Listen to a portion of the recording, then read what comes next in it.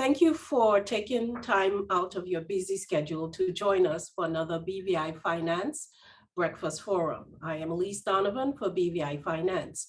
And today we continue the series that we started last year on cybersecurity. Today's topic is on incident reports. Cybersecurity continues to be one of the major challenges facing us around the globe, not just in the BVI. And numerous global industry experts have predicted or had predicted by the end of 2021, total cost of losses for cybercrime would be about $6 trillion US dollars plus. And this has made it equivalent to the world's third largest economy by GDP. The figure is predicted to increase by 10 trillion by 2025.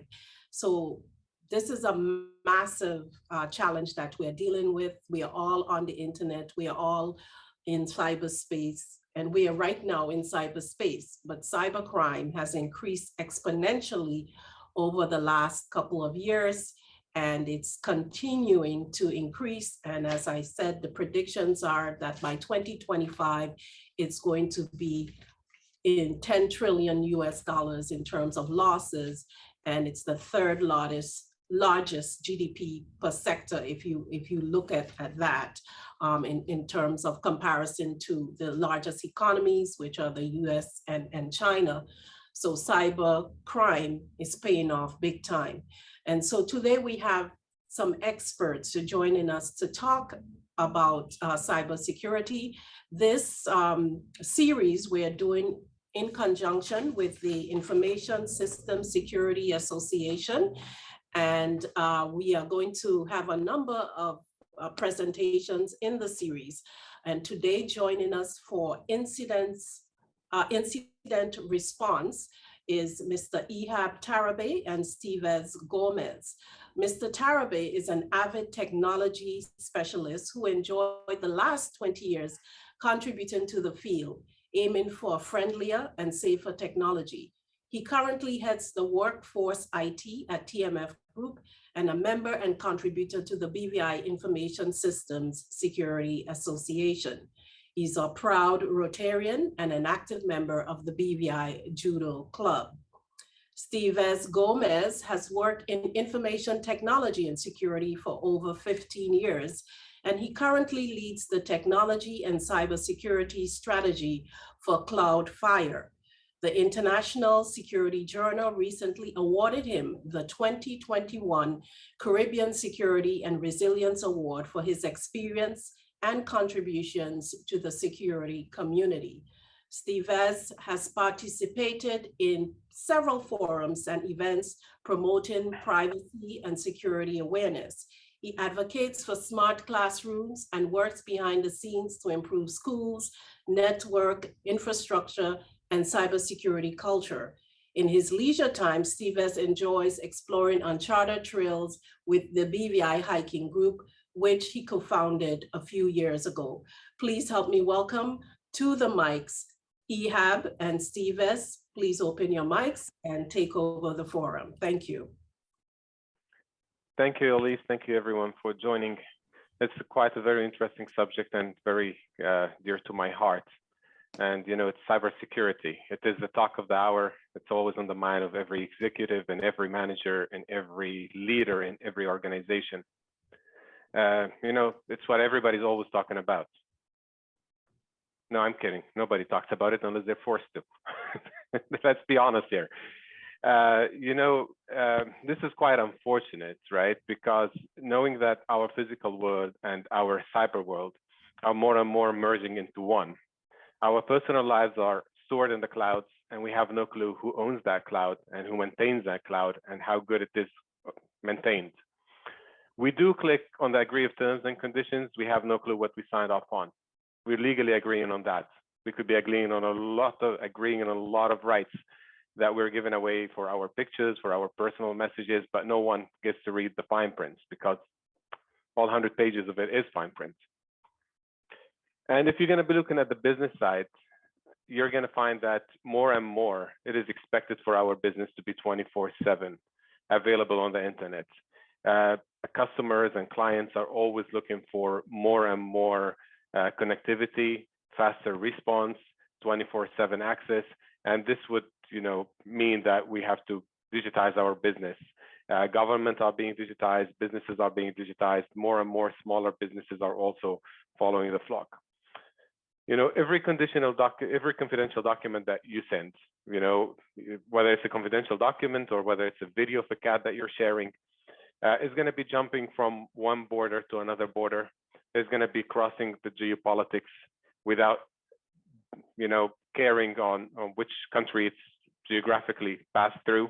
It's going to be going in under ocean sea cables, crossing thousands of miles till it reaches the destination. All of that in just a few milliseconds. This is indeed fascinating, isn't it? And we take all of that for granted, and we expect everything to work as we expect it to, just, on autopilot. All of this is really nice, but all of this is going to come with some risks that we're going to be talking about. So thank you for joining our presentation. Stevez and myself are really hopeful and trying our best to have this presentation helpful to you and an eye-opener to be for you and for your business. We're going to be shedding some light on the more gloomy days of the business, and we try to see how we can brighten it a little bit.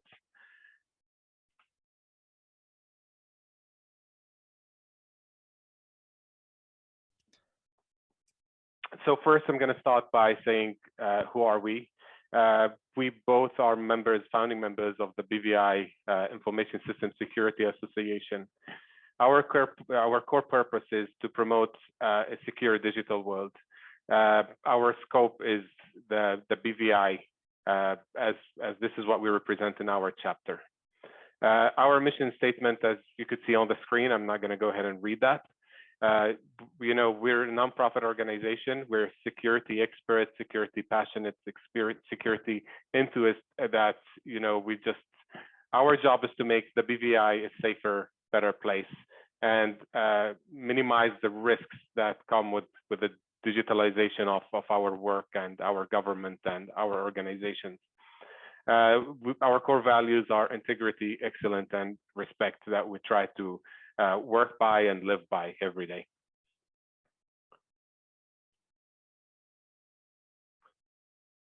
First of all, I would like to point out about the feel of the security and the safety of your data and your business operation from day to day. So, here we are probably today at business as usual. Every one of you is running the business in a very, typical fashion. And security is not on your mind. Security is not something that you worry about because nothing is broken. So unless you work in the security field, most probably you are feeling safe. Your antivirus is up to date. Your firewall is in its place, and you're just you have to concentrate on the core business services that you have to provide, whether it's legal, whether it's financial, accounting, whatever it is. But security, although it's an enabler for all of those, it's in the background. It exists, but you don't worry about it. But in reality, your company right now is one of two types of companies. And Director Miller of the FBI said something that resonates very well with my thoughts, is that there is two types of companies, those that have been hacked and those that will be. What this really, in other words, if you've been lucky to know that you haven't been hacked yet and you're sure about it, I'm not sure how can somebody be sure about it. That means you just have to be vigilant and understand that a security incident or a security threat is on its way to you. It's not a matter of if, it's a matter of when. There is something that hit the news, and it was all over the news in 2014, and it's just an eye-opener and a learning lesson for all the companies around the world. JP Morgan, in 2014 had a very big security breach. It affected about 83 million accounts. 7 million of those accounts were for small businesses. And this shows that the extent that JP Morgan and Chase goes to in order to secure their environment. They spent $250 million on security, and they have the best and the top security experts in the world. They have more than 1,000 security experts working for them, and still that did not stop a security breach. So this is an eye opener for smaller businesses, of course. If JP Morgan and Chase, after all of this investment, still vulnerable, then what about the rest of us? The World Economic Forum in November 2020, it released a report warning that cyber attacks, and Elise did mention that as well briefly. So it did say in November 2020 that cyber attacks may be collapsing the existing financial system as we know it. And it noted in the same report that the global financial system was increasingly vulnerable to cyber threats. And from Elise's numbers, you could see that this is going to increase by 10 trillion in the next 3 years. This is quite scary. I know many of you here are lawyers, or at least know the law better than I do. So I'm going to put it in ways that it resonates with you. In cybersecurity, just as in law, pleading ignorance is no longer acceptable, nor it is an excuse. More and more of our services that we use every day, whether it's banking or purchasing or communicating, are being digitized. So certificates are now e-certificates, stamps are e-stamps, signatures are e-signatures, mails are emails, and the list goes on. All of this convenience comes with a little bit of risk. It's not that the prior solutions were not risky, right? Mails used to get lost easier, and it used to be stolen easier than emails are. So the risks has always been there. The only difference is we're chartering new territories, but in the previous risks where you had to physically secure your business with metal bars, you have to, it's something that everybody's aware of by hundreds or thousands of years of evolution. We know that, but now we're chartering into new technology, into this technological field is a new territory for us. And, the layman old risks, we learned how to adapt with them. So now we have to start learning how to adapt to the new types of risks they're coming and they're increasing every day. So we should be aware of those risks. We should be prepared for them. And, always keep in mind what might go wrong will actually go wrong. So I have a question for you in here. We were trying to do a poll, but that didn't work out. But we're looking at the chat, so you can put your numbers on the chat from 1 to 5. Where 5, you're very, very secure. You're a Superman of the cybersecurity.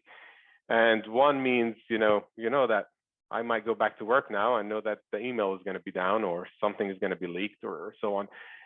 So do you believe you have the controls and the capabilities? And capabilities, by the way, is people, technology, tools, all of processes in place for your business, in your business implemented right now, that makes you feel safe about the cybersecurity level that your business is in.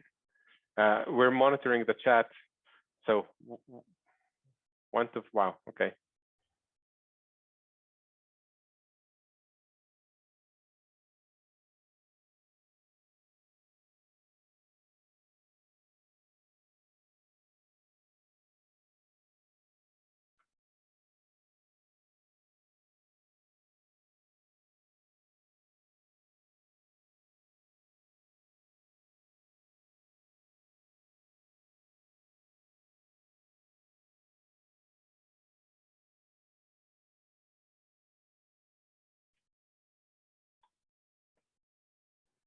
I see a lot of optimism. This is always nice, unless you work as a security expert.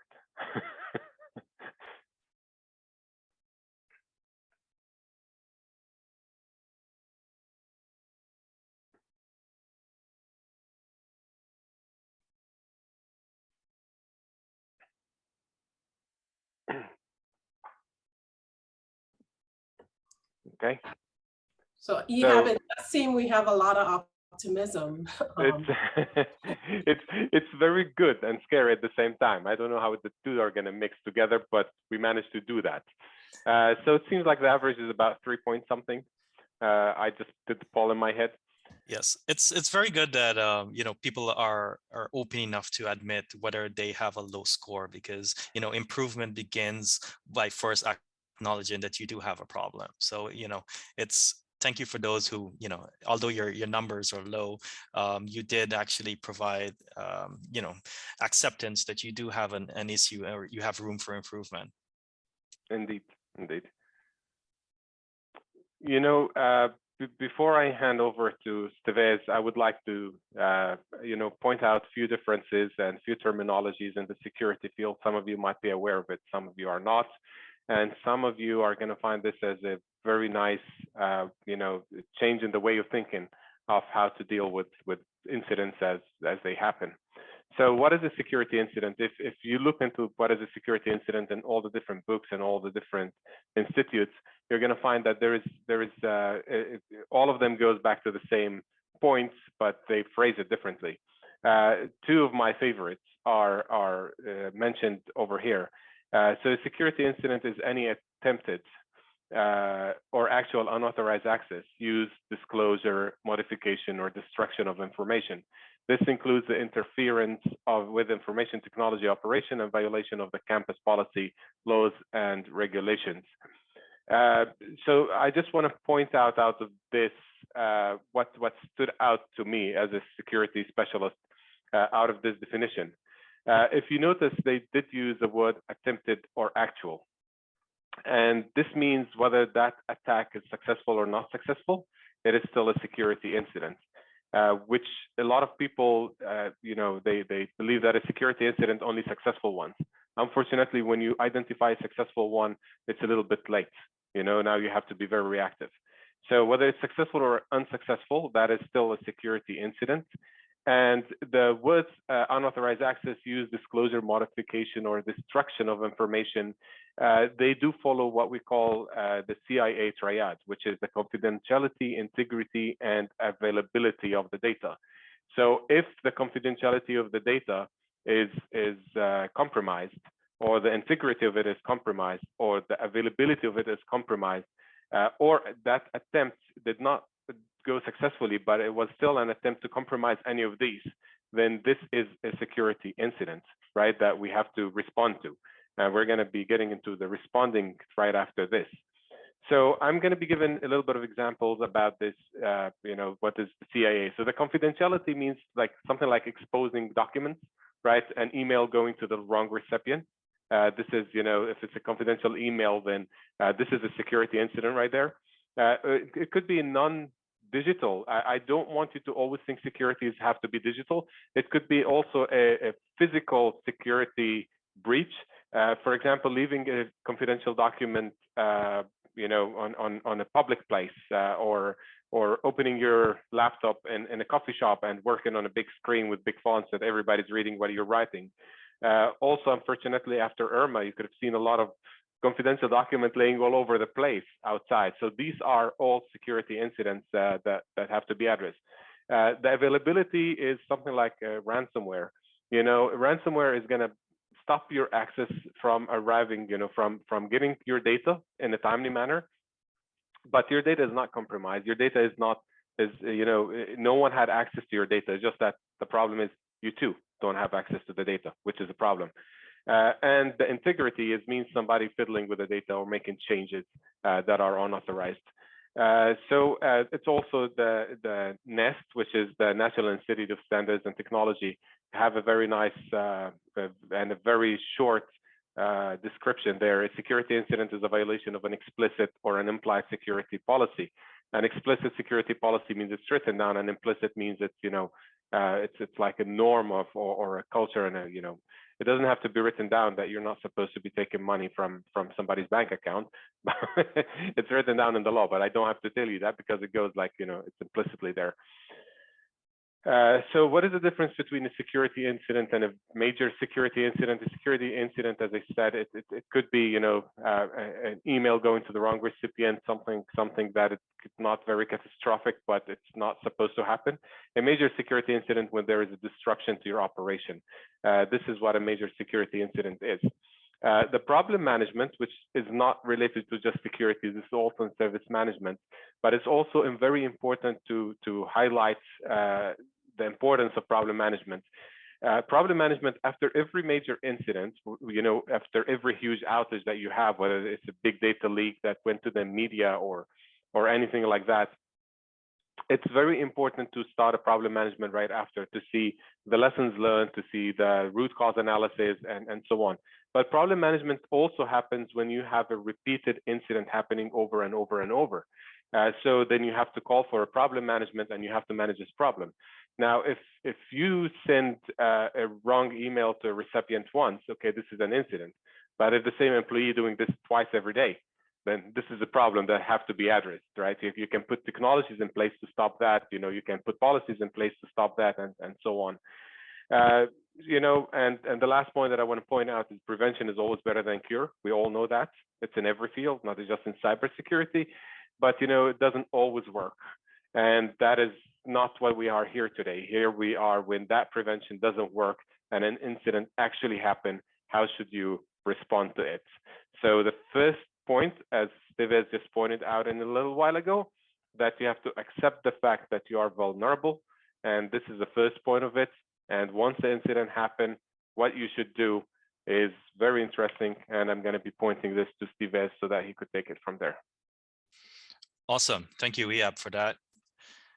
All right. I hope everyone has been enjoying the session so far. We're about to get into more or so of the meat of the matter. We're talking about incident response. Now, incident response, it is really a process, not really an event that occurs. It's a process where you try to have a coordinated effort to respond to something within the detection phase of where you believe that, okay, there may be an incident in my environment, and how do you follow a process to get the response addressed to it. So that may be from your, basically there are 4 or 5 major phases within that incident response process, and we'll be looking into each one of them into depth. So we're going to look at preparation first. So yeah, you can switch for me. The next slide, please. Thanks. So preparation is really one of the most crucial and important aspects of an incident response process. Here, you're pretty much defined in everything that you need in order to execute the rest of the plan. This could be really, who do you contact, your legal counsels, having the agreements with a trusted incident response firm. You don't really want to wait until you're going through an incident to try and find someone who can assist with you. To help you resolve that incident, or even triage to understand really what's happening in my environment. You need to establish these agreements and procedures above hand. In addition to that, your cybersecurity insurance, do you have a cybersecurity insurance? What does that policy look like? What does it cover? My insurance policy cover incident response or a specific incident response team that my provider only works with? Who do you call? Do you have people on as part of your incident response team that can make rapid decisions on the spot, managerial decisions? One of the things that we've seen is where the incident response plan becomes a document that people actually create once and never really looks at it again. And this is causing some problems because during the heat of the moment, when things do hit the fan, people are scattering, they're in a crisis, they don't know how to respond because they're pretty much panicking. They haven't tested and challenged their plan enough to understand what is working and what needs to be improved. So in the preparation, we like to recommend that companies look at things as simple things like organizing where the passwords and the network diagrams are as part of the company. Because when you're encountering an incident, your infrastructure where you're storing these documents may become available.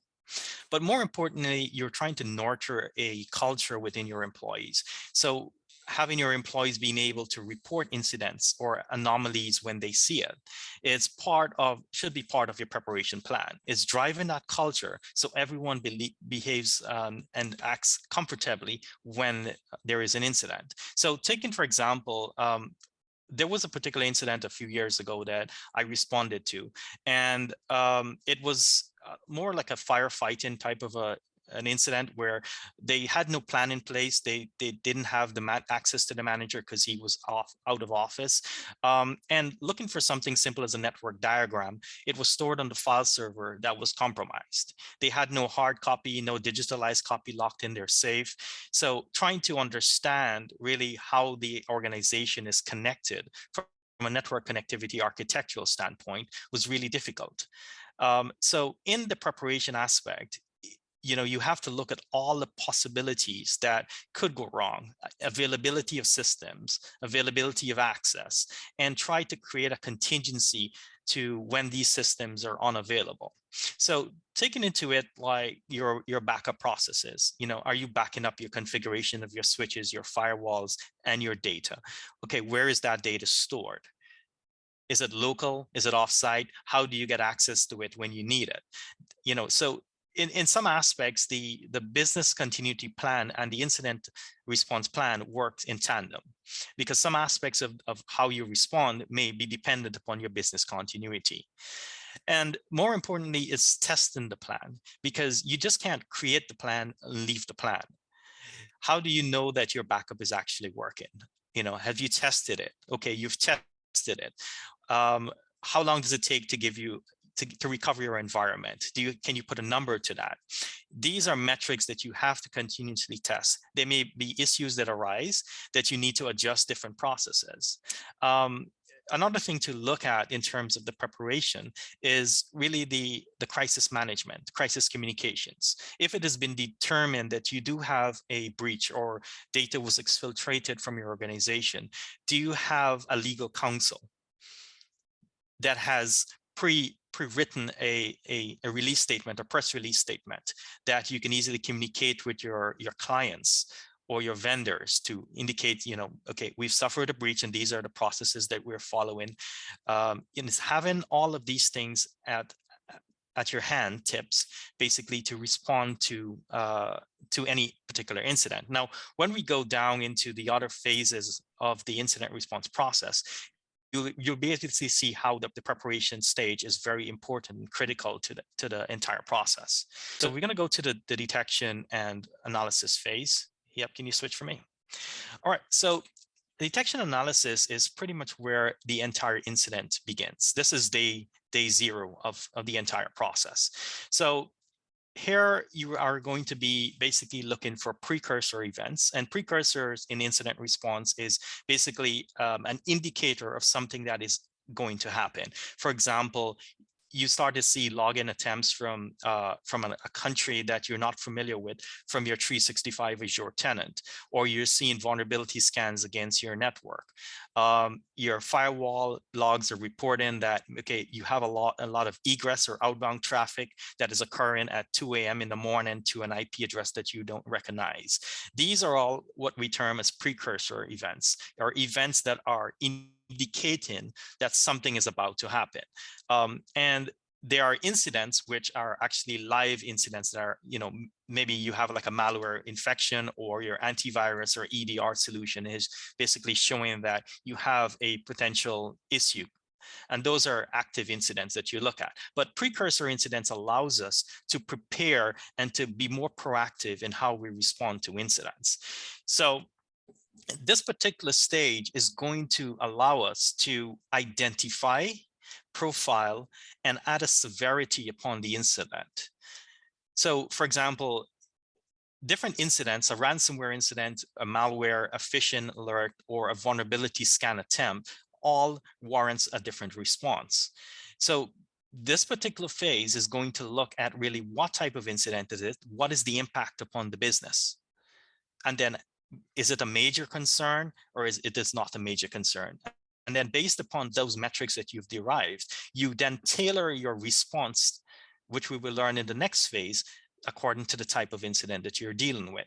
Now, most commonly, the precursor or active events are generated from things like firewall IDS logs, antivirus or EDR alerts, problems reported from users. Again, we're going back to the preparation stage where we're nurturing our users to encourage a good security culture where users feels comfortable to come and report, okay, you know what, we've noticed this in our systems. Can you take a look and see what it is? These can all be indicators of something, happening inside of the environment. And unusual account activities, again, log in from places that are not trusted or unknown locations in a short amount of time, which creates an anomaly. At this particular aspect, most of these logs should be centralized from a SIM tool where you're collecting data or aggregating data from multiple sources. So looking at a SIM tool, you'll be able to quickly identify, okay, what is the scope of the incident? Is it all my users across all my branches are encountering the same thing? What is the timeline? And be able to draft a timeline of really when the incident started, you started seeing signs of activity of the incident, to when maybe a user reported or the antivirus or logs within the internal systems are now actually reflecting what you're seeing from the precursor events. It's very important to determine what the scope is of the incident. Again, because this is going to warrant a different type of response. So it's more of being able to position yourself to a point where you are able to clearly identify. Now, the identification and the triaging of the incident basically would start with the internal team, and then they may be able to engage an incident response team for further analysis.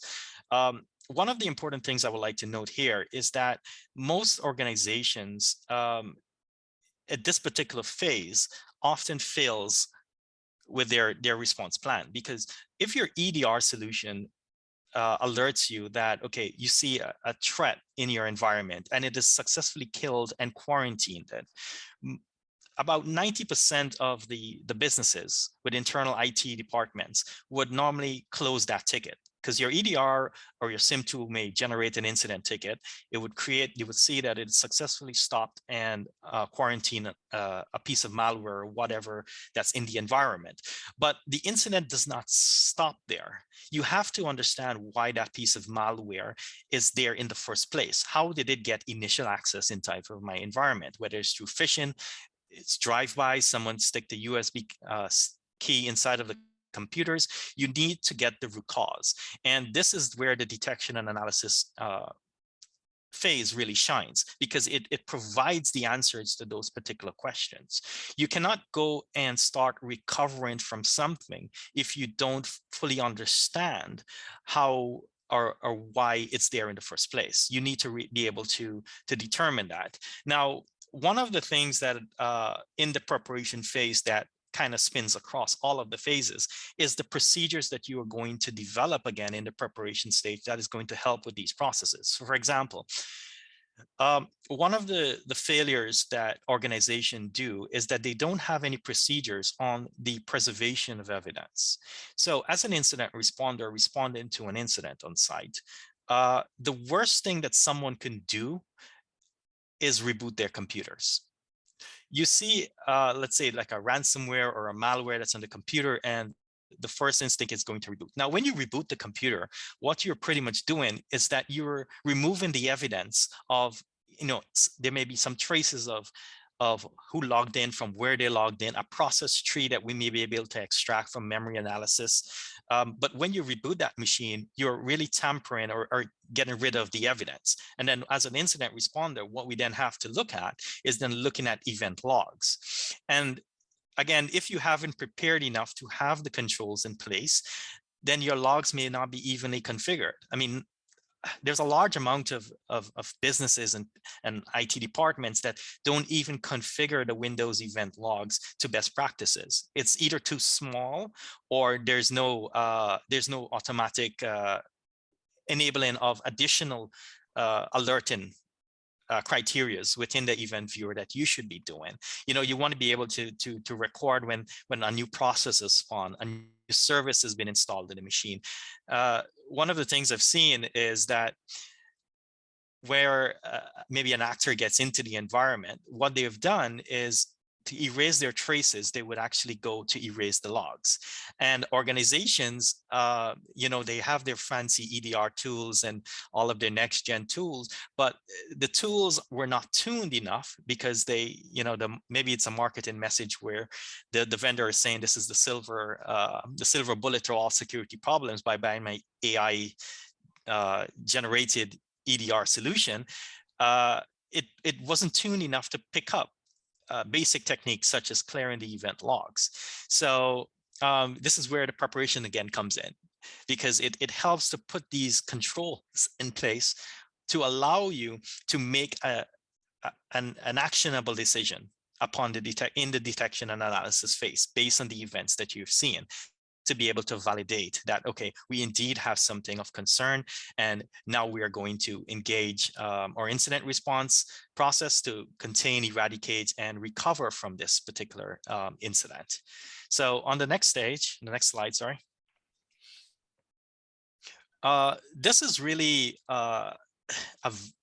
one of the most important phases in this process, because this is the phase where everything now starts to get crazy. In the last few hours after going through the detection and the analysis, you are now going to make action in the environment. Now, in the detection and the analysis phase, you may be able to have some automatic response techniques built into your defense system or prevention system. So EDR solutions, most of them have an auto containment feature. So once there's a verified threat, the EDR solution would automatically contain that endpoint from communicating with anything else on the network besides the EDR console.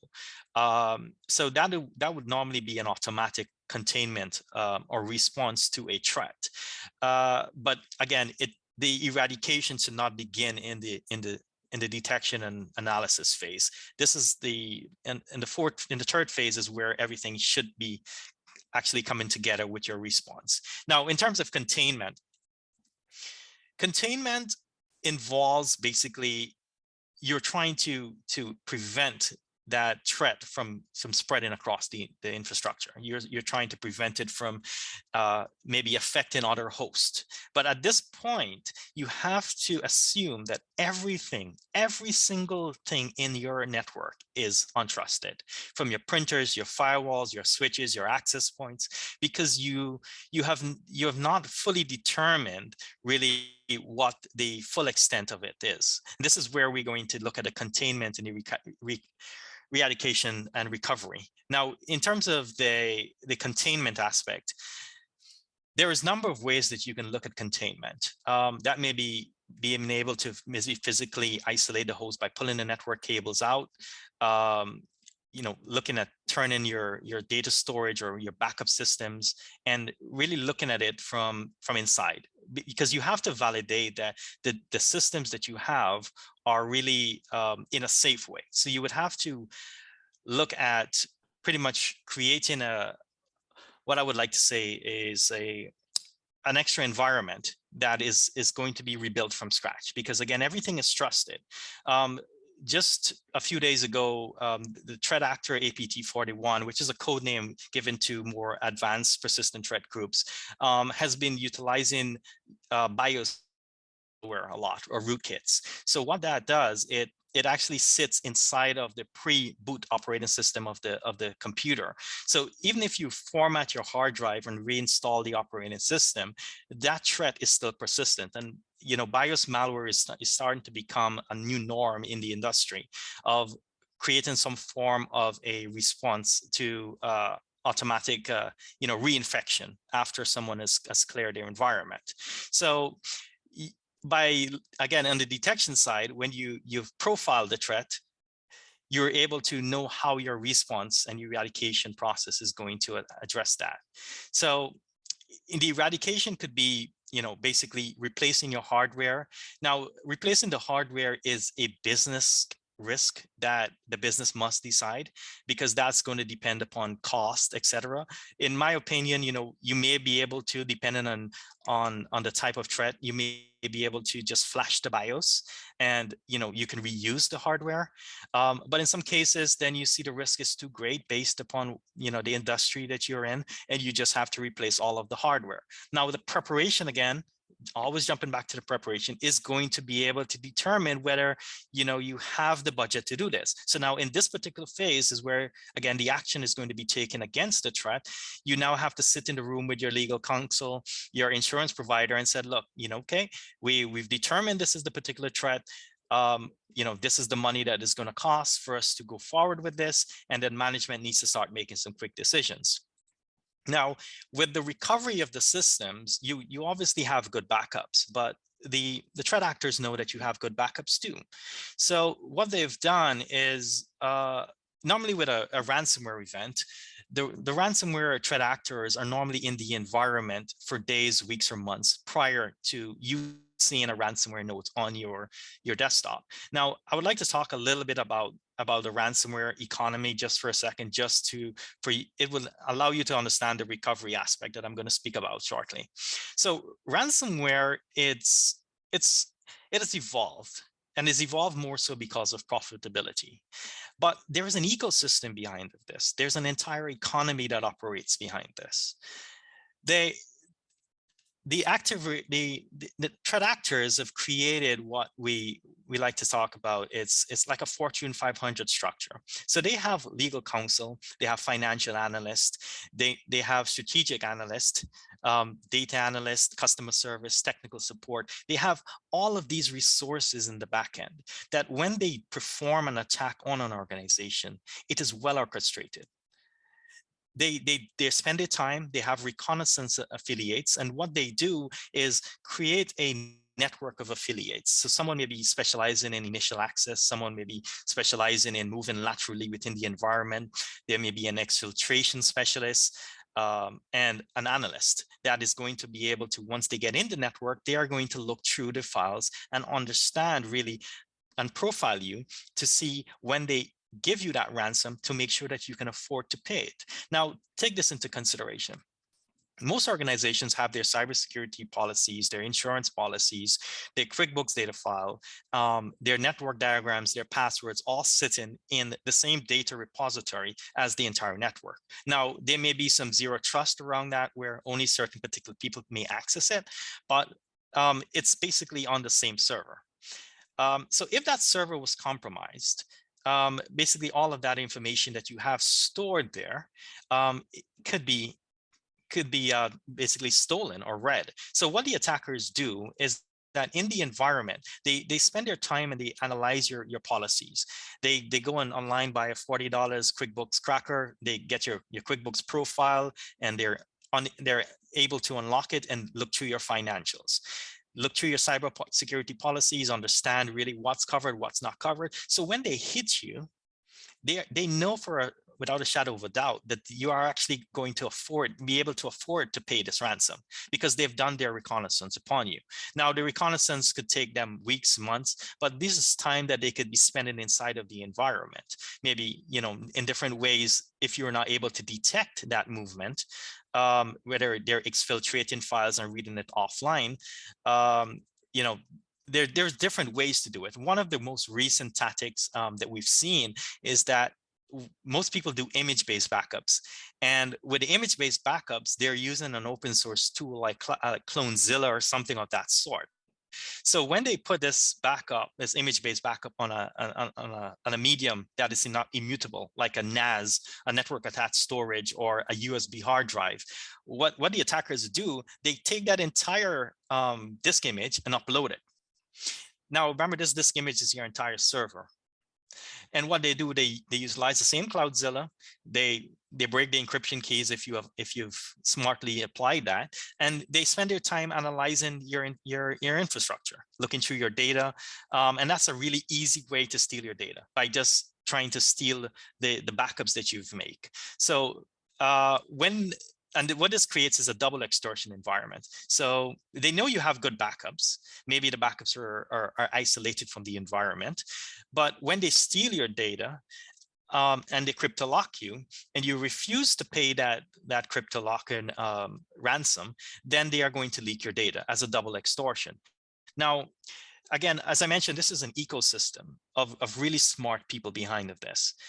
When you see the ransomware note and you try to, as part of your recovery process, initiate, because you've realized that your data has been stolen, so you have to engage with them because they're going to leak it.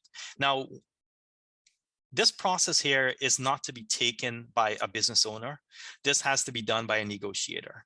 Not because you, as a business owner, you can negotiate a contract and a proposal for a business mean you can negotiate with these guys. Because oftentimes the people that you're talking to in these secure chats are not the actors. These aren't the people that have breached your environments. These are customer support people. These are people that are employed and they work for the boss. Their job, extract money. That's simple. You talk to them too hard, you talk down to them, and you give them the wrong energy, they're going to raise your ransom and they're going to cut your time short. So this process has to be done by a trained incident response team or a really trained cyber negotiator.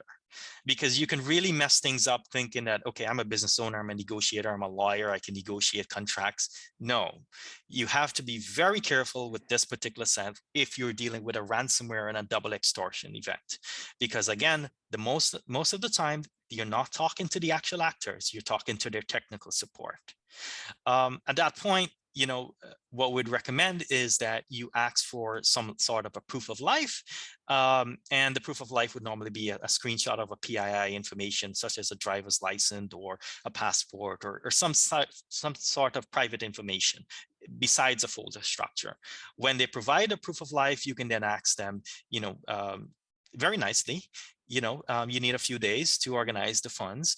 And then at that time, they're going to basically tell you what a ransom amount is.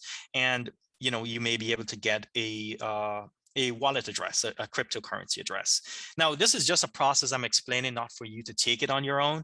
It's just what the process involves. At that point, when you get the wallet address, we would normally share it with IC3, which is the Internet Security Crime, the FBI. And the wallet address, depending on what it is, it can be tracked. Monero, the currency of preference these days, are harder to track than Bitcoin, but it still helps in some way. Maybe the law enforcement may be able to share it with Europol, et cetera, and maybe in the Interpol network, and they may be able to trace the funds. We've seen a few threat actors been taken down most recently, but that's really the process with a double extortion, because it's a business transaction that you're trying to get your data. You're buying your data. Although you may be able to restore from backups, they have a copy of your data once you've determined that, okay, you can see those indicators in the logs and they've shown your proof of life. Being able to negotiate it in a very smart way is very critical in order for you to not suffer a leak. Because again, if you talk down to them, you treat them the wrong way, they are going to penalize you very badly for it. So that's on the ransomware aspect if you're dealing with a double extortion. But those are some of the more modern techniques that we've seen that has been developing, because they know you have good backups, etc. In terms of getting your systems back, in the recovery of restoring your backups, again, nothing in the environment is to be deemed trusted, because 90% of the backups these days are all image-based backups. You don't know how long that actor has been in the environment, and what you don't want to do is be able to restore a copy of that image with a foothole inside. And a foothole is basically a persistent method that the attackers would normally put inside of a backup, that when you restore that, they would be able to regain access into that environment. Now, that can be something such as a Windows service, a run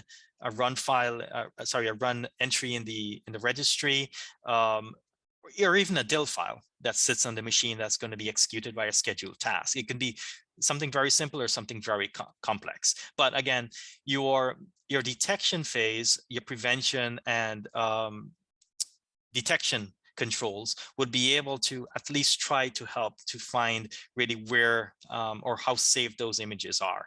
Because when you're restoring it, you have to restore it in phases, because you want to restore your actual data. And really, I would suggest rebuilding everything, because at that point you're really not sure what is safe, even if your Active Directory and maybe your switches configurations, because I've seen network admins store, when they back up their switches, they store a copy of the files on their machines. And that's a really bad practice, because anyone that gains access to that data would be able to understand your firewall configs or your switch configurations, and then maybe able to put a foothold in those particular devices. But the root cause analysis, again, is going to be very important to understand how that breach got in there in the first place, or that actor got in there in the first place, and what they've done once they were there. There are precursors and there are incidents or triggers that would be generated for you to basically make that decision, or have that understanding of really what's happening inside of the environment. Now, touching again back on the preparation is going to be so important regarding to the backups, because most people have really good backups, but looking at whether they're immutable backups. And the immutability is basically, you have a backup system that once the data has been backed up, it's not easily tampered with, because someone can easily go in there, open the image, maybe inject something inside of it, or maybe just delete everything. And then what's your continuity plan against that? One of the things that you also have to be very careful about and plan for is access to systems. In these modern days, everyone is federating their access. So they would have a centralized identity provider like Active Directory that they're using their incident response platform, their SIM platform, their antivirus console, their patch management console, their firewall logins, their switch logins. Everything is driven by Active Directory. So you would, it's easier to manage. But when that infrastructure is down, you have to be able to have within your preparation a way to gain access to these systems without depending on your identity provider, which will be Active Directory in this case. Or maybe your internet is down, so you can't use something like Azure identity provider or some other provider that you're using that is more cloud-based. So thinking about access to systems is having break glass accounts that are ready to log into these systems without depending on your identity provider like Active Directory to let you in. So again, the recovery, this is where the negotiations, this is where everything occurs, and you're actually going to take action against the actor to remove them from the environment and start putting your system back to a business as usual state. On the next slide, we'll be looking at post-incident activity. Now, post-incident, I like to call this lessons learned. This is very important, because if you failed miserably to detect that incident, and just let me mention that you cannot detect everything. An EDR tool, I've used probably all of the major EDR tools for several years, and each one of them have their weaknesses. These are not silver bullets, and they will not solve cybersecurity. So with that in mind, things will happen, things will slip through. And when it does, your incident response plan is the way that you are going to address that in a coordinated manner. Now, after you've passed the recovery stage and everything is starting to settle down, right away, not too long, that's a few hours after, you should start to do a lesson learned, because you want to start getting the information as it's fresh in your head. Look and see basically what went well, what did not. You have to be able to admit that. And how can the procedures be improved for a future incident? So maybe you try to maybe, let's say, reach your insurance provider, and at that moment, that particular person that was assigned to your account was not available. Can you have a contingency in place for multiple access of, another resource in case the primary resource is not available? So basically, improving that process that, maybe in your trial runs went well, but in the actual event at the time of the incident didn't went well. Your SIM tool didn't perform the way that you hoped, or it was sold as. So for example, what I like to do internally is that on a random schedule, I would come and pick a system, and then I would wipe the event logs. I would look at my phone, I would look at my emails, and to time, how long does it take, my SOC team to call me and said, hey, you know, we detected this anomaly. We detected this event. And we run this from a few client environments, and we continuously gauge really what is the response time for the SOC or for the monitoring team, whether you have a managed detection and response, you're doing that in-house. What is the response time for it? You have to continuously create a measure point, and that would assist you to understand how fast and how effective can you respond. Because the reality is it's technology and things do happen. The communication between the SIM tool and the EDR tool can be broken. Maybe your SIM is being hosted on AWS and AWS have an outage. There will be no communication stream that's happening at that particular point. Things do happen. But when everything is working in terms of the connection in the back end, how long does it take you to see? If I come into your environment and I installed a new service, or I installed a startup key in your registry, can you detect that?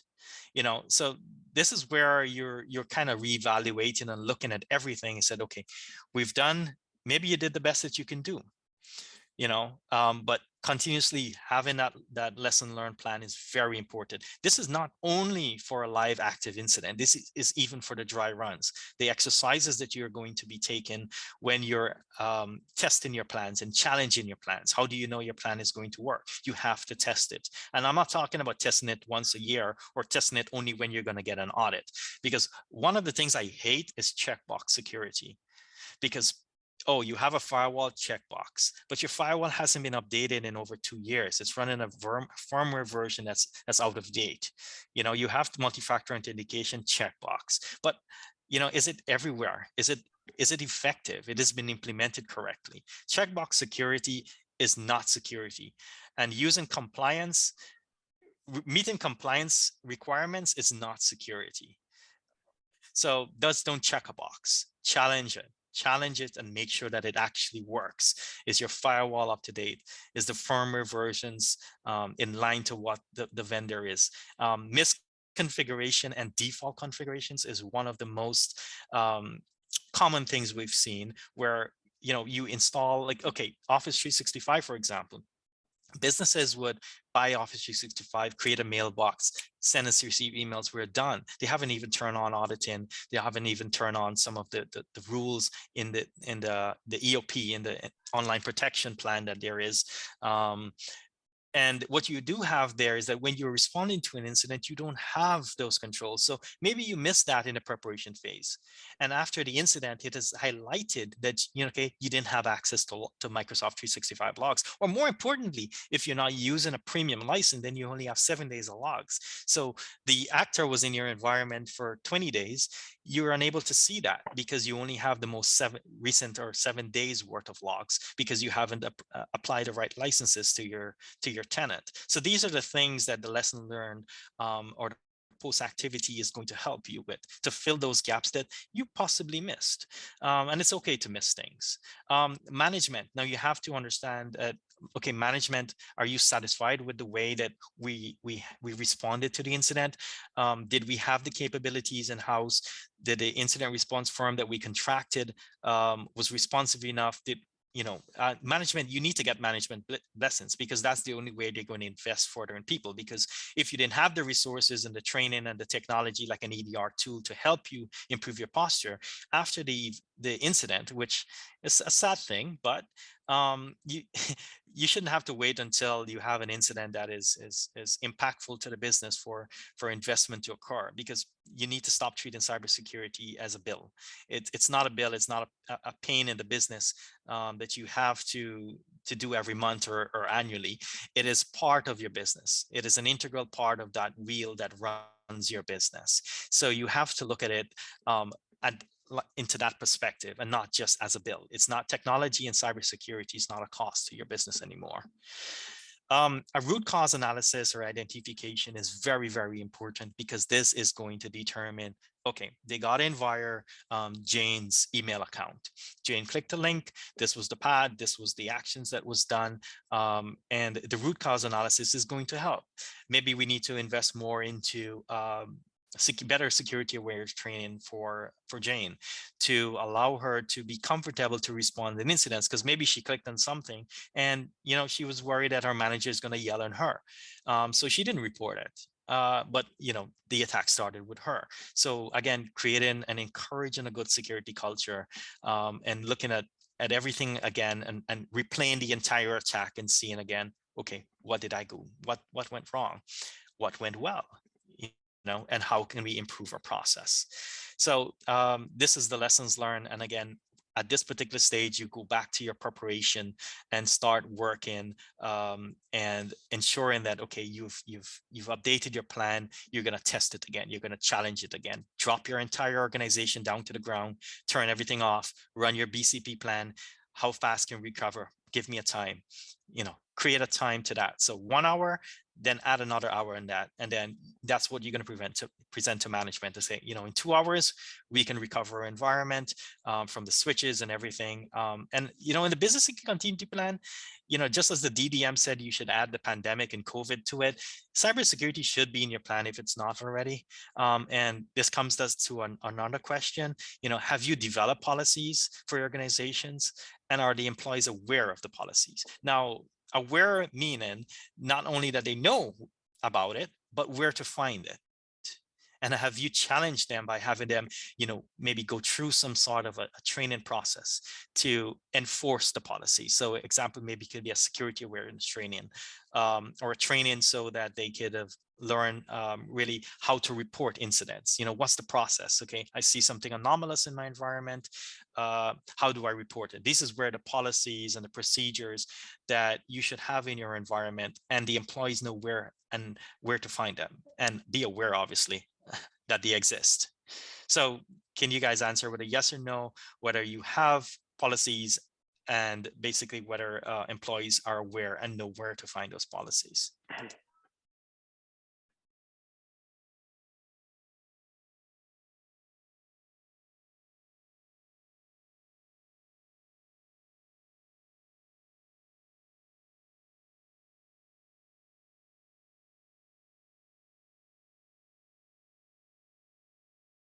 It's looking positive so far.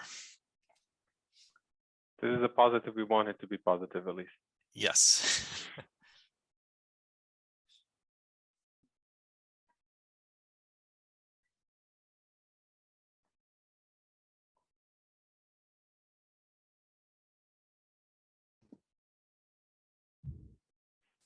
Awesome. So far, everybody's yes. Yes, awesome. So, but before I hand it off to Ehab, I just want to touch back on your business continuity plan, just to make a mention of something that just came to me in my mind.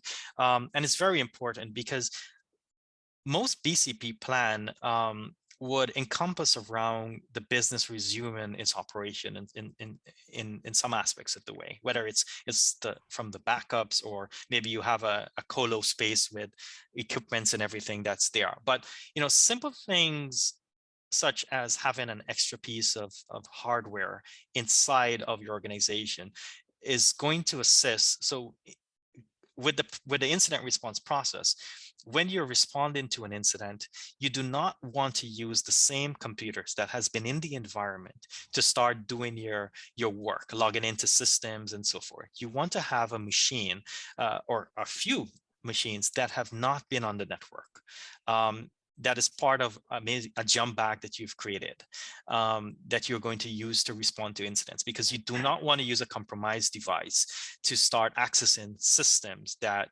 are possibly not compromised, or the systems that you're using to respond to them, because you may be, opening yourself to new different challenges in that aspect. And inside of your preparation bag, things simple like a screwdriver would help. You don't want to go start trying to isolate a server because you didn't have proper labeling. You have to go and pull the network cable out, and realize that you don't have a screwdriver. So have basic things like screwdrivers, pen and paper in a jump bag with your policies all in a vault, hard copied, my preferred way, in a vault, or an encrypted jump drive with the digital copy that you can access if your infrastructure is going to be unavailable, because again, you don't know what's going to happen. Awesome. Thank you, Chavez. See, guys, I told you it's uncharted territory, and it looks like a little bit of gibberish to compared to the older risks that were in the business before. So I'm just going to touch base before our Q&A. Really, I want to touch base on a couple things. The top 3 issues that we observed while dealing with incidents and responding to incidents. Waiting too long before talking to the expert. There should be a team or someone that is always accessible for all the staff to reach out to whenever something is suspicious being noticed. The subject matter expert here, or the security expert, is going to be able to check the magnitude and the nature of that security threat and what type of action have to be taken. It's very important for all the staff to know who to reach out to if they notice something that looks like a threat, or even we would prefer to have a false positive than to have a threat that is in our environment that we're not aware of. So it's okay if you ask, check this email. It looks like it's a phishing email, but I don't want to click on this link. And somebody's supposed to answer, yes, it's a phishing email, or no, it's not. So go ahead and click on that link. The second thing is the dealing with the media. And, probably in your field as BVI Finance, you're aware of a few stories more than I am about, bad exposure in the media. So during a major incident, usually it's a major incident or not a regular incident, usually there's communications that are contractually or legally enforced. Communicating with all your audiences, which are likely to include your customers, internal staff, regulators, lawmakers, and the media as well. It is very important to keep all your stakeholders informed throughout the process, so you know how you're addressing the issue. And in many cases, a quick and effective communication to the media is a must. So you get a chance to convey your message to the public before the wild rumors and assumptions take a toll on your reputation. Clients and vendors do understand that major security incidents do happen in every business. Probably it happened in their business as well. They could be accepting of that fact, but, demonstrating and showing the effectiveness in your response could be really to your benefit, and instead of being detrimental to your reputation. It was also observed that, the management interference in the recovery process, it's something that's a little bit of dangerous, especially if they want to close the recovery process prematurely, because they're trying to bring back the business up on their feet, which, as important as it is, premature closure of a security incident before you go through the 4 processes that Stevez was talking about, it might bring up the business back on its feet really quickly, but it's going to drop it back down into its knees right a day or 2 after. And the second hit, after you communicated to the media that you recovered, after you communicated to the business, to the regulators, to the stakeholders, to the clients that you recovered, 2 days later, they discovered that, okay, you didn't. Now this is worse than the first time, right? So make sure that you're following the whole process, and not because of business rush. You don't want to have that false sense of recovery. You want to have the true sense of recovery.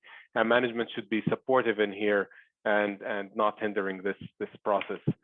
The second thing that we're going to be talking about is special considerations that goes around the incident management. Steve did touch about encourage the good security culture. It's very, very important for each and every staff member to understand, because this is your first line of defense when it comes to security incidents. And they sometimes identify security threats before all the fancy tools that Steve was talking about. They could identify that, right? If everybody's getting a very well-tailored phishing email, that means you are specifically targeted. It's not like you won a $50 Amazon gift card. It's you're specifically targeted. And if 5, 6, 7 employees get that and they reported it to that subject matter expert or to the security expert, they can discover, okay, this coming from this IP address, we'll block it. If this email with that subject comes to us, we're going to block it. So the 7th person or the 8th person who didn't receive the email yet is not going to be the victim of that email. And it's very important to encourage the staff so that they don't fear communicating whenever they find something that's suspicious. And the repetitive security trainings and awareness is extremely important as well, because whatever we learned right now, how many of you knows the volume of a sphere? Everybody learned it, but very few people can tell me the volume of a sphere right now. So if you don't keep on repeating that I know in a lot of companies, we do that every January, right? So there's a security training that everybody has to pass, and managers are accountable that all their direct reports did the security training every January, and they pass it. So it's very, very important. The second thing is, what is your plan to develop the expertise you currently do not have? This goes back to the lessons learned, which is a post-incident Steve was talking about. And if you're lucky enough not to go to an incident response, you can do that without having to be in a post-incident.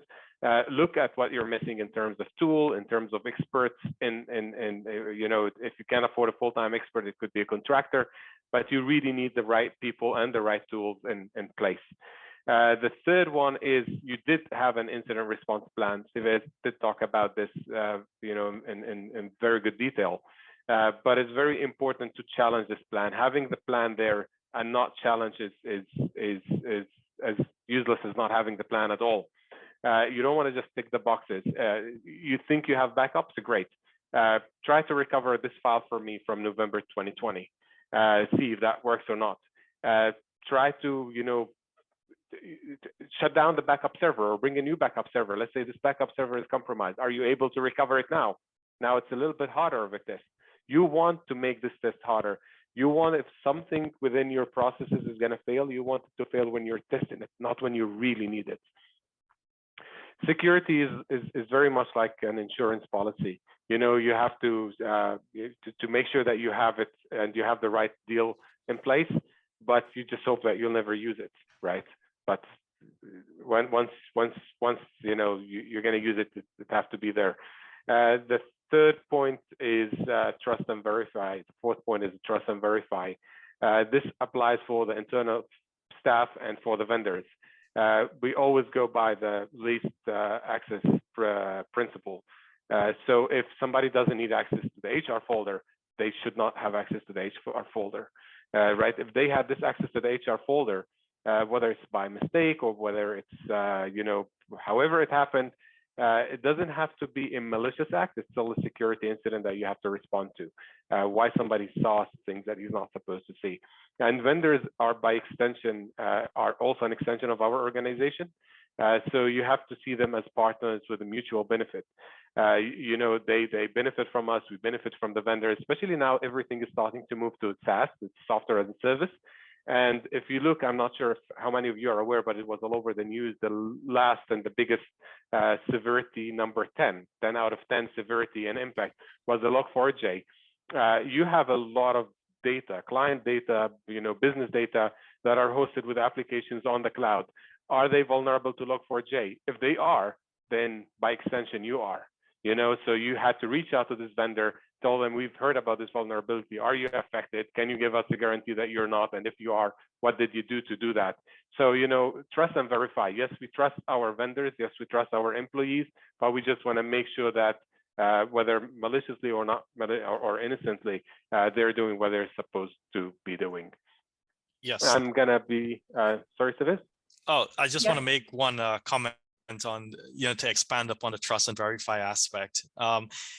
You know, this one is very, very important. And I'll tell you this from a little bit of experience on what we see in the trenches. I've been privileged enough to be part of some groups and organizations that allow us to basically keep up to date for the most part upon how the attackers are evolving their tradecraft. We are improving our defenses. We are using things like AI and so forth in our defensive fight, but the attackers are using more traditional ways to circumvent all of our fancy tools and that we may have in our place. So in the trust and verify, this is normally classified as zero trust, but think about this at the level where you don't normally think about it. The attackers are trying to gain access to your environment, and your environment may be hardened, and they are going to try different social engineering techniques to try and gain access, and all of them may fail. But think about your CEO who loves to go and drink coffee at a coffee shop 7 a.m. before they go to work with their work laptop on the public Wi-Fi. you're utilizing the coffee shop or the cleaner that is taking care of the office when everyone is not there. Think about those people. The coffee shop, which is using an untrusted Wi-Fi, and the cleaner or the people that are going to make the office all nice and shiny for when you come back to work the next day. If these people can be ways of infiltration into an organization. So with the aspects of the cleaner, maybe they're going through some sort of emotional or financial difficulties, and maybe they put on the social media account that, hey, we work for XYZ Financial Services, and the attackers in their profile and their reconnaissance. Now, these guys are really, really smart guys. These aren't just kiddies with hoods that sit in a basement trying to, discover the internet looking. These guys are strategic. So they are going to find that employee, and they are going to reach out to them in some way and said, look, we'll give you $50,000 to $100,000. All you have to do is just go and drop this in the network, in a network switch. Most switches don't have security policies, so all of the ports are normally open, or stick something in a USB drive. That's all you have to do, and you get 100,000. So, from a risk point of view, you have to look at these particular, I'm not saying to go and fire a cleaner or put cameras on her or him, but you have to be cautious. You have to be aware that these are ways that things can enter the organization, things that are not usually monitored or checked upon, because an EDR is not going to look at your cleaner. But what if she comes and sticks a jump drive, or maybe takes a photocopy of some files in a drawer? Just what if? So these are ways that you can also be compromised, the more traditional and manual way. And these are the ways that we've seen the threat actors are leaning towards, because they are ways that are usually unmonitored. So just something to think about. And that coffee shop that you loves to go to every 7 a.m. and use their Wi-Fi with your company laptop, doing transactions maybe over that Wi-Fi. Just have a think about those things, and just be aware. Not to be paranoid, but just be aware. You always trust, but you always verify, okay, is this right? Why are you going to my rack? You want to deliver water. Why are you going into this area? This is secure. Just leave it at the door. We'll get it inside. If you're really regulated like a bank, or, holding a lot of confidential files, PHI or PII files. But this is just something to think about. Think about those elements of your business that are not usually monitored, not just the digital assets. Awesome. Thank you. Thanks, Davis. Thanks, everyone. We still have some time, and we purposely kept some time for the Q&A. Well, before we we invite everybody to ask questions, but I just want to say thank you to Stevez and Ehab for really informative presentation. And at the end of it, I'm just, there's this phrase that comes through, be afraid, very afraid. And so I'm going to sort of modify that a little bit, be aware, very aware, but still afraid, because I think there's so much in terms of security issues, the cybersecurity issues that we have to be aware of. And Steve, as you talked about, the cleaners, and I think I worked in another country and in an organization where we didn't allow, the cleaners to have, card key access, but here we allow the cleaners to have card key access so that they can come in and clean afterwards. And that is a security risk that you're pointing out. And I think sometimes we tend to be relaxed and think that these things are not going to happen. But as we've seen over the last, almost a decade, we've been, particularly as a jurisdiction, as an industry, attacked by, data leaks. And I think we've had, since 2013 was the first one, I think. And since then we've had about 4 more. Most recent one was last year. Based on that, Ehab, you talked about problem management. Do we as an industry or as a jurisdiction have a problem management? I don't have an answer for that. I don't understand whether the industry have that in place or not.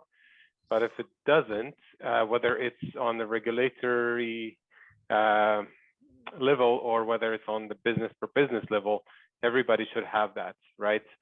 The world we live in is full of problems and you need somebody to manage them. Okay. Oftentimes, and Steve, as you talked about, responding to impact and how we're going to do incident response. But oftentimes, as we've seen in these data leaks, we don't know that we have been compromised until possibly a year in, because they have collected the information, they've taken the data, they spent a whole year analyzing the data, and then they only start sending questions or emails for their reports or for their stories a year later. So how do you respond when you only realize that you've been compromised a year later, because they've had this stolen data for more than a year analyzing the data? So how do you respond to that? So the response to that obviously is going to be very much different than something that is less than a year or very recent, because I mean the damage has already been done. You don't know the magnitude of the spread. You pretty much have to now look at responding to your clients or your customers and telling them that, okay, we've suffered a breach, obviously.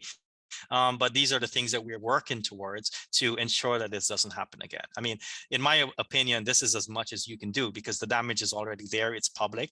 But if you had the right detection in place, you would have seen that your outbound traffic of your firewall has been peaking at certain intervals, which would have indicated that, something is being moved from the environments. Now, again, tactics, techniques, and procedures for the threat actors evolve very frequently. The methods that they use to move data can change. They used to use like FTP to move your data. Now they're using services like Mega Upload or pCloud.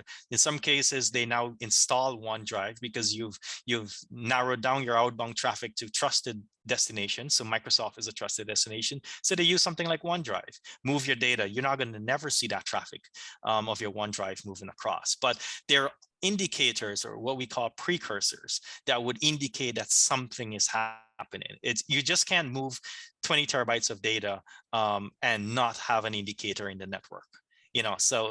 But responding directly to what you said about a year after, that response, it's really about just explaining what are you going to be able to do to help prevent this again from happening, because the damage is already in the public, and it's already there for the world to see. You just have to be upfront. You don't try to play down with your customers to sell them, okay, maybe we went wrong and this is what we're going to do to prevent this from happening again. Okay.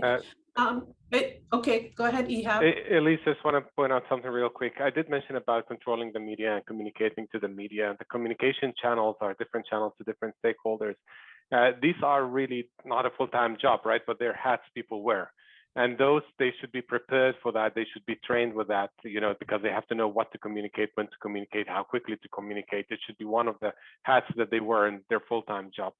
The other part is about, things that happened a year ago. Steve kept on mentioning two different things, IDS and IPS. It stands for Intrusion Detection System and Intrusion Prevention System. So the detection, it doesn't do anything other than just detect weird activities. So if somebody is trying to steal, 50 terabytes of data from your database and moving it from someplace to another with OneDrive or something else, if you have an intrusion detection system in place, it's supposed to detect why somebody is moving such a huge amount of data from a destination to another in such a short period of time. It might notify the security team, and the security team would look at that and said, oh, they're just doing a backup. We know that, we authorize that. Or we have no clue what's that, stop it. Yeah, I remember in another jurisdiction, we went to one company and they had a room full of people sitting at computers, monitoring every detail of that company. Are we as practitioners, as jurisdictions, as firms, as organizations, investing enough? You know, we've done so much in terms of compliance, AML regimes. We've put a lot of compliance officer, anti-money laundering reporting officer. We have a really strong infrastructure with that and with that program, but have we invested enough, or do we have enough in terms of our security and our security mechanisms? Should we be filling rooms with you know, information security system personnel who can monitor everything that's going on within our organization, especially large organizations that are vulnerable as we've been over the last decade? I think the BVI has a long way to go in terms of you know, having the right incident response, you know, within their businesses, whether it's from government to private sector. We have a long way to go. We're not there yet. But one of the things that we have to be careful about is that you cannot always catch everything. And also there is a lot of marketing jargon that is around cybersecurity that confuses people. Because you see products and you believe by having a SIM, okay, if I have a security event management system in place that's capturing all my logs, I'm logging my IP cameras, I'm logging everything in my environment possibly. That doesn't make your job any easier to identify an issue, because all that is creating is noise in the environment. If you're unable to make an actionable alert is something that you can respond to. All you're doing is creating noise. So having the right training and not just logging, it's not just about collecting logs, it's about collecting the things that matters the most, that you can turn into actionable alerts so that you can respond to. So, you know, having a room full of people monitoring things, once they're monitoring the right things and they're not suffering from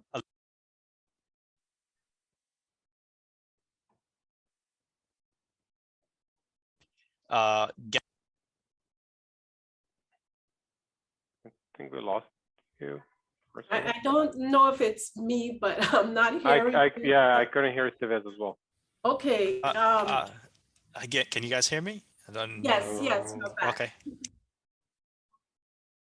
Yeah. So yeah. So you know, I think we got most of yeah. what you're saying. It's not having thing, but one of the things in terms of the response, and I think both of you talked about the importance of lessons learned and making sure that in the aftermath that we are actually learning the lessons and that we are testing our systems. We're testing.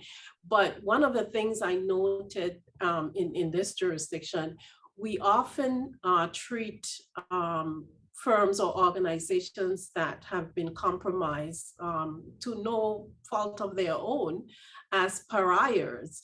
And when we should actually be bringing them together so that we can learn the lessons of you know, how the compromise happened. So how can we do that? How can the Information System Security Association assist us in working with organizations that have been compromised and to learn some of the lessons that, you know, we should have learned over the last decade, so that we are not repeating this in the next 2 years. We're not going through the same incident response that we've been doing every 2 or 3 years for the last decade.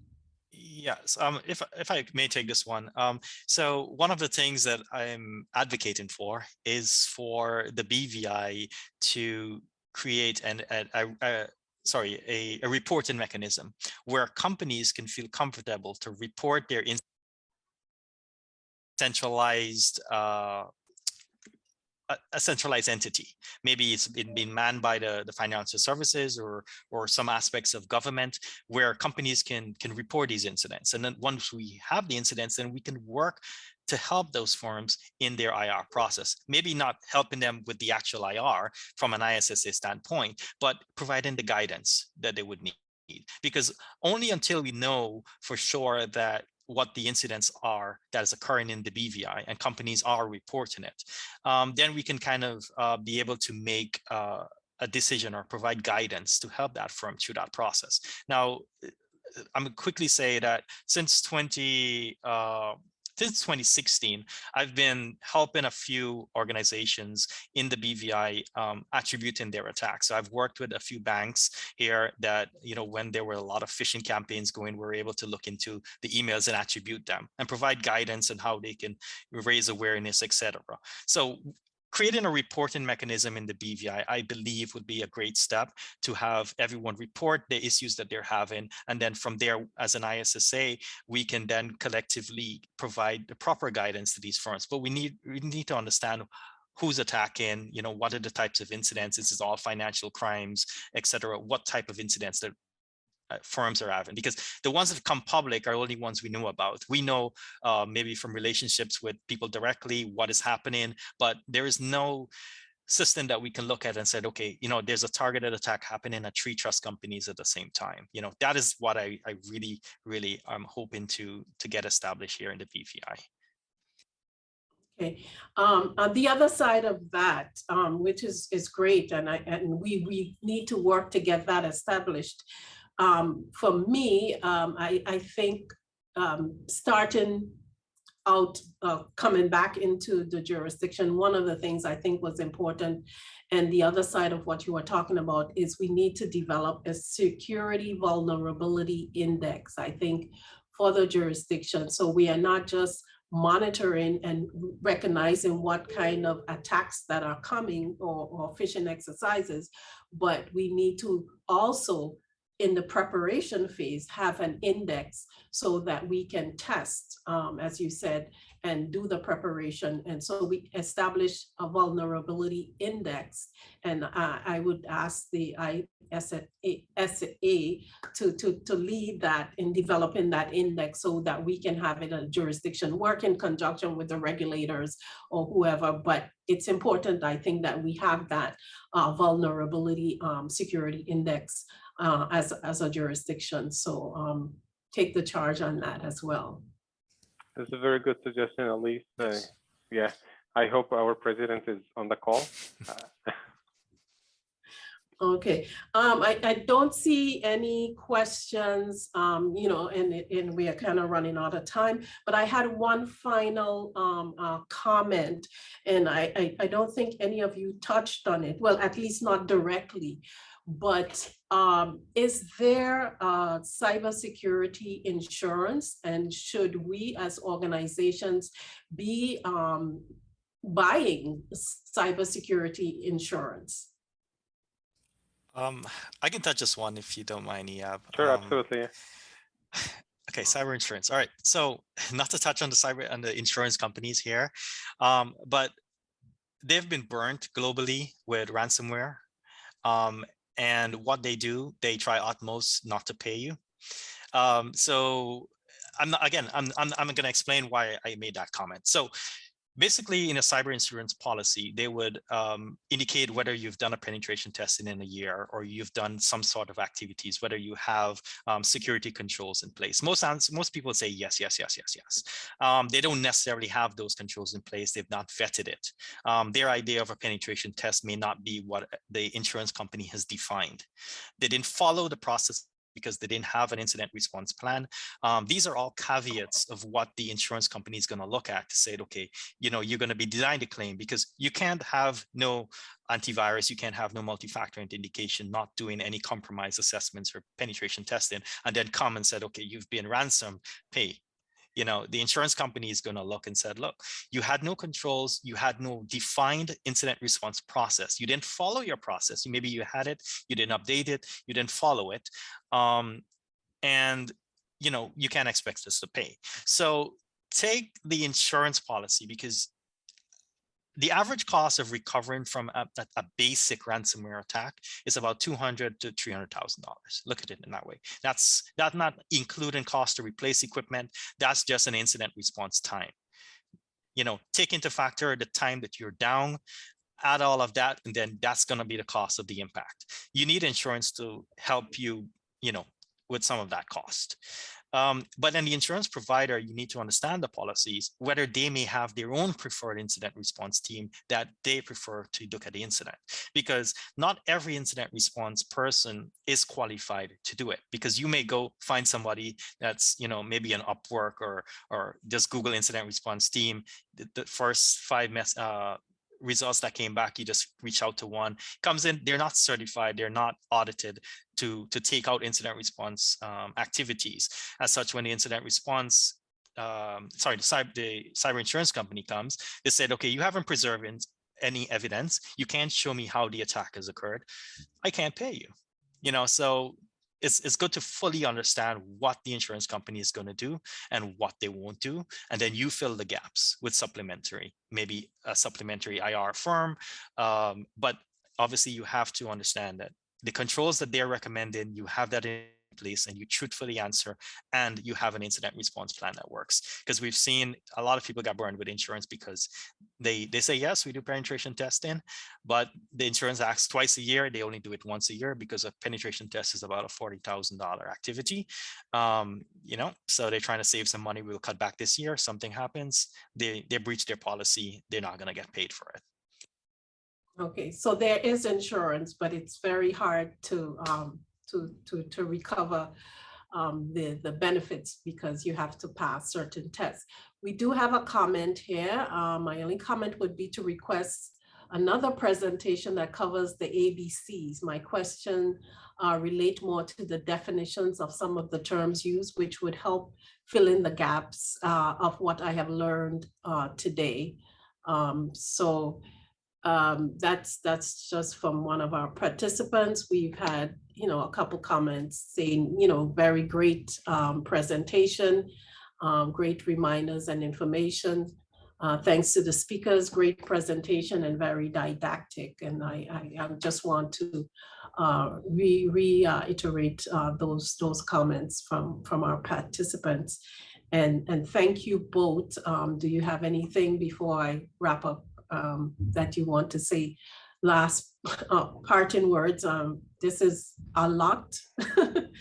It's a lot of information. It's great information. It's very resourceful information and information that we need to have disseminated widely, because I think this is information that we all need to have at our fingertips and our disposals as part of our business continuity plans. As you said, we are now putting, COVID or epidemics as part of our business continuity plan. We now also have to have cyber security threat as part of our business continuity plan. And it's critically important, I think, for the financial services industry. It is probably needs to be top in terms of prioritizing our security mechanisms, and hopefully we develop the mechanisms that will allow us to do better and be better in this industry.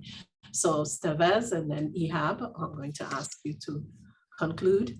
Okay, my last piece of advice is keep working on building, encouraging, nurturing a good security culture, because create your human firewalls, have your users feel comfortable, have them understand the processes from when something occurs, work on your security culture, because that is your first line of defense. Your users, they are going to be the one to tell you something is amiss, because you cannot see everything behind a computer screen. People are going to report things, have them feel comfortable reporting it. Reward them for reporting it, share that positive news around the peers, that maybe Jane averted an incident by being able to report it. Encourage your users. A good security posture is very effective. Okay. Thank you. Yeah, thank you, Elise. Thank you, BVI Finance, for providing us with the platform and the opportunity to be here. I'm just gonna, double stress of what Stevez just concluded. I wholeheartedly agree with this. I've got two questions kind of in private, which I'm gonna just say them publicly because they're asking how can we join the ISSA, and